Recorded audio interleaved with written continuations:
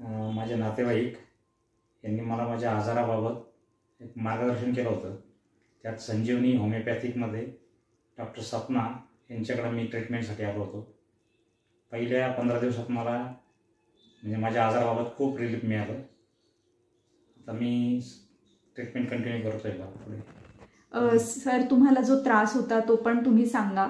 हां, मला खोकला, मला मूळ म्हणजे डायबिटीस, BP, त्यानंतर खोकला, त्यानंतर झोप येत नव्हती, त्यानंतर हातपाय दुखायचे, असे बरेच 7-8 व्याधी होत्या.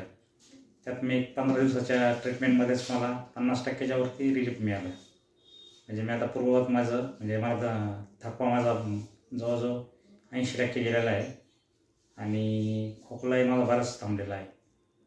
तुम्ही पहिल्यांदाच होमिओपॅथी घेतला ना सर? मी पहिल्यांदा म्हणजे यापूर्वी घेतलं पण इथं पहिल्यांदाच ट्रीटमेंट घेतली मी. अच्छा, चालेल सर, थँक्यू.